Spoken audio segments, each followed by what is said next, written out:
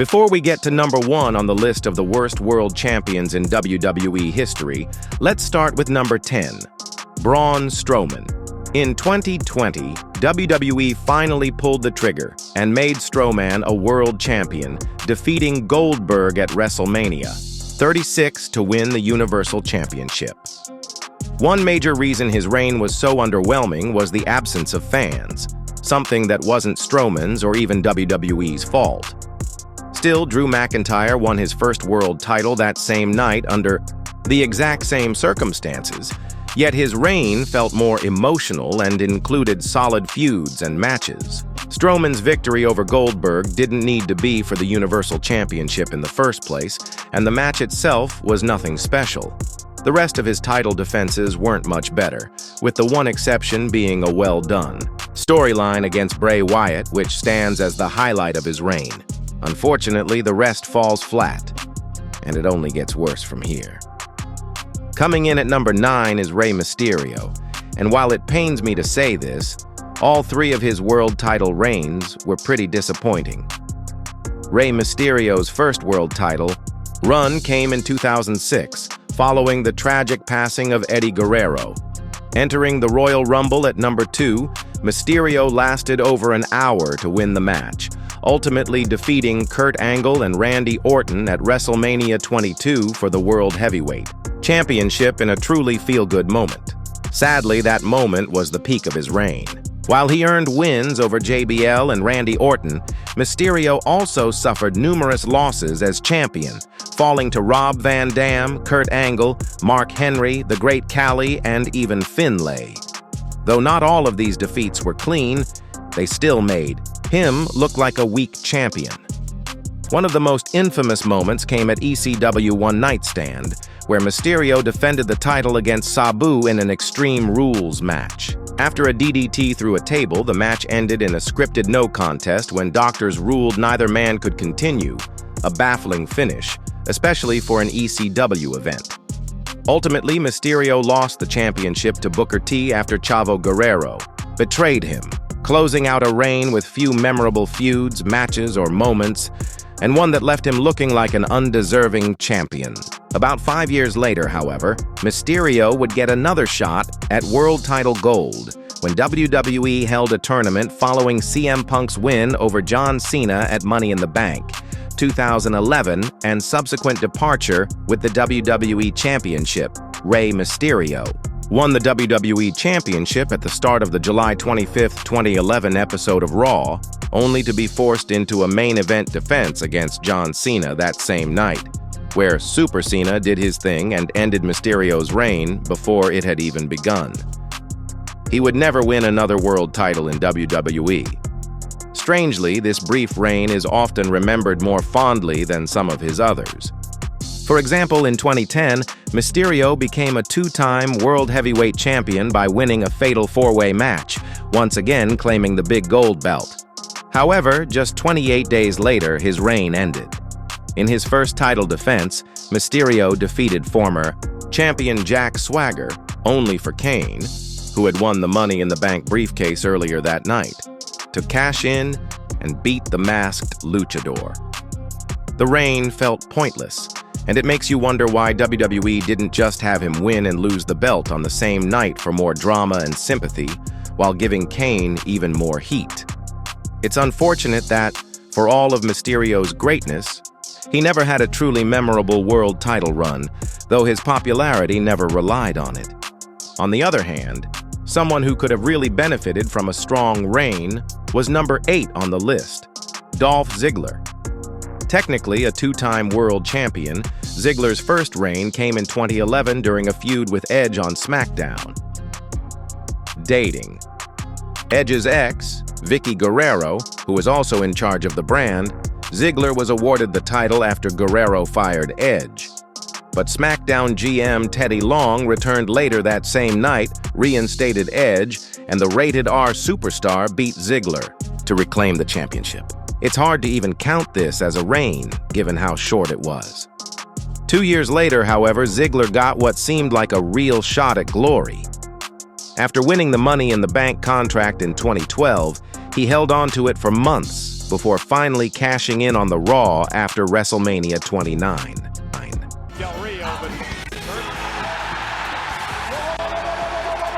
It was an incredible moment, and the crowd's eruption when Dolph Ziggler's music hit remains one of the loudest reactions in WWE history. His first real-world title reign began with tremendous momentum, but quickly went downhill. Part of the decline was due to bad luck. Just weeks after winning the championship, Ziggler suffered an injury that sidelined him for a month. WWE chose not to strip him of the title, but the absence still hurt his reign. What truly killed it, however, was WWE's own lack of faith. Backstage, Vince McMahon reportedly declared that Ziggler was not a top guy and that his run would be short-term. Sure enough, in his first title defense, he lost the World Heavyweight Championship back to Alberto Del Rio. The loss not only ended his reign, but also deflated his popularity as fans realized WWE would never push him to the main event level they had hoped for. Despite being disappointing, it still wasn't as bad as number 7 on the list, Rob Van Dam. RVD holds a unique record as the only WWE World Champion to be arrested while holding the title. At ECW One Night Stand 2006, Van Dam challenged John Cena in a wild, chaotic match filled with shenanigans that worked in his favor, allowing him to capture the WWE Championship in a huge moment. While there was initial concern WWE might strip him of the belt due to the nature of the win, that ultimately didn't happen. In the moment, fans didn't know the full story, and it put a slight damper on Rob Van Dam's victory. Though no, one could have predicted what was coming next. RVD remained WWE Champion for about 3 weeks before everything fell apart. While driving in Ohio, he was pulled over for speeding, and police discovered 18 grams of marijuana in his possession. He was arrested and fined $140, but the real damage came from WWE's response.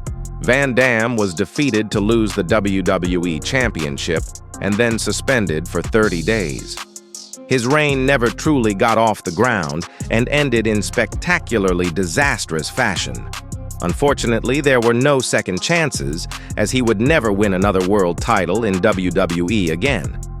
But neither did number 6 on the list, Diesel. Also, known as Kevin Nash, Diesel is often remembered as one of the worst WWE World Champions, largely because his reign coincided with a significant drop in attendance at WWE shows. While part of that was due to a general slump in business, Nash himself wasn't an outstanding champion. As a babyface, he lacked the edge that made him shine as a villain in WCW, and his title defenses came against opponents like King Mabel, Sid, and the British Bulldog. Not terrible wrestlers, but not matchups that brought out his best. Despite holding the title for nearly a year, Diesel's reign left little lasting impact, feeling like a case of bad timing and poor booking. Sadly, Kevin Nash would never hold a WWE World Championship again. This next wrestler would also never hold a world title again, but for far more tragic reasons. Number 5, Big E. His Money in the Bank cash-in to win the WWE Championship was a feel-good moment, but the reign that followed was, frankly, underwhelming. One major issue was timing. Big E's run coincided with Roman Reigns' dominant Universal Championship reign and the Bloodline storyline, and WWE clearly favored Roman as the top champion. This was obvious when looking at pay-per-views. During Big E's 110 days as champion, Reigns main evented every show except for 2 occasions: Survivor Series, where Big E faced and lost to Roman, and Day 1, where Big E headlined only because Reigns contracted COVID-19 and couldn't compete.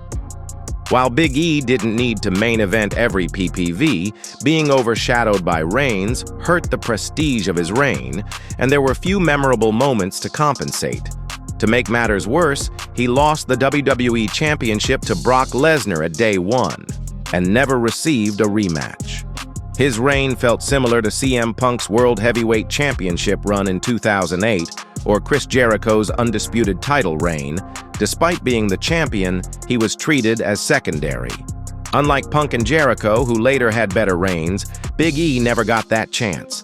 Just months after losing the title, he suffered a career-ending injury, ending any hope of a second run and, sadly, his in-ring career altogether. Now, this one might be a bit controversial.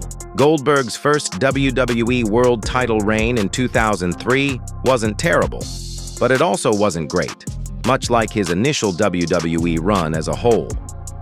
WWE often booked him in matches that were too long and didn't play to his strengths. When Goldberg returned in 2016, they adjusted, keeping his matches short and impactful, but this came at a cost. In only his third match back, Goldberg faced Kevin Owens for the Universal Championship and defeated him in just 22 seconds. He held the title for only a few weeks before losing it to Brock Lesnar at WrestleMania 33 in what was clearly a reign. Designed to add hype to their match, hype it didn't really need. Owens retaining the title would have done far more for him than the quick win did for Goldberg. Even worse, WWE repeated the mistake 3 years later. Goldberg returned, beat The Fiend Bray Wyatt for the Universal Championship, and once again carried it into WrestleMania, this time losing to Braun Strowman. Both reigns were short, unnecessary, and ultimately damaging to the stars who dropped the titles to him. Speaking of unnecessary reigns, number 3 is Jack Swagger. I actually like Swagger, but even I'll admit his world title run was a flop. Technically, he's a two-time world champion, having first won the ECW Championship in early 2009, a decent but unremarkable run. After that, the All-American American moved to Raw, challenged for the United States Championship, and got involved in bigger storylines, including joining Team Raw at bragging rights. His big moment came at WrestleMania 26, where he won the Money in the Bank ladder match, though he famously struggled to unhook the briefcase, a small but fitting preview of the reign that would follow. While Jack Swagger didn't pull a Seth Rollins and Cash in during a WrestleMania main event, he did use his Money in the Bank contract just a few days later, defeating World Heavyweight Champion Chris Jericho on SmackDown. Almost immediately, the first major problem with his reign became apparent. Swagger lost most of his matches. To be fair, he was a heel, so being beatable made sense, but losing to mid-carders like John Morrison and Kofi Kingston hurt his credibility.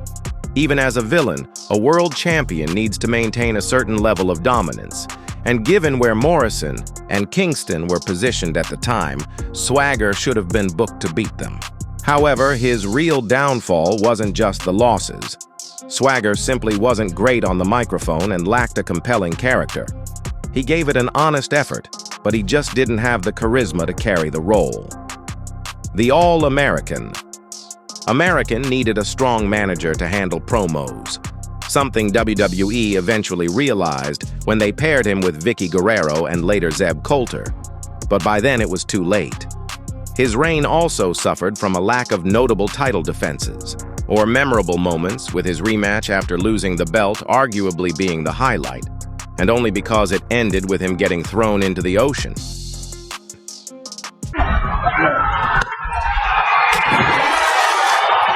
There have only ever been 2 Indian world champions in WWE history, the Great Khali and Jinder Mahal. Unfortunately, neither had a great title reign, but for this list, I had to choose the worst of the 2, and that spot goes to Jinder Mahal. Khali, from his debut to winning the World Heavyweight Championship, was consistently portrayed as a monstrous force, even defeating The Undertaker. His biggest criticism as champion was his limited in-ring ability, as he struggled with movement and execution. Mahal, on the other hand, had spent years as a low mid-card talent, often losing matches, and was best known for his comedic work with 3MB. While there's nothing wrong with that, suddenly going from enhancement talent to WWE champion in just a few weeks felt completely unbelievable, and that lack of credibility plagued his entire reign. On top of that, the quality of his matches as champion was underwhelming. It's not surprising, considering he went from wrestling short 3 to 5 minute bouts to headlining pay-per-views almost overnight. A massive leap without the time or experience needed to adapt. The rushed push, lack of believability, and disappointing match quality combined to make Jinder Mahal the second worst WWE World Champion of all time. But who ranks below Jinder Mahal? Before we get to that, here are a few dishonorable mentions. Alberto Del Rio nearly made the list due to his 2 forgettable WWE Championship reigns in 2011. Yes, he won the belt twice that year, but his time as World Heavyweight Champion was actually solid, especially his matches with Rob Van Dam, and since this ranking considers a wrestler's entire body of world title reigns, Del Rio didn't qualify. Sergeant Slaughter, however, is one of the earliest examples of a transitional champion. He won the WWE Championship in 1991 by defeating the Ultimate Warrior at the Royal Rumble, only so he could drop it to Hulk Hogan at WrestleMania 7. It's hard to make an impact when your reign exists solely to set up someone else's win. And, to make matters worse, fans weren't overly invested in Slaughter versus Hogan. Ticket sales were so poor that WWE moved WrestleMania 7 to a smaller venue. Additional dishonorable mentions go to champions like Andre the Giant, Finn Balor, Stan Stasiak, and Ezekiel Jackson, whose reigns were extremely short. I didn't include them in the main top 10 because those runs never had the chance to get going.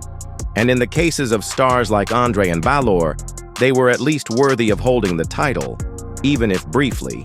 And if those short-reign champions had been given proper runs, it's reasonable to assume many of them could have been great. But now, it's time for number 1, the worst world champion in WWE history, Vince McMahon.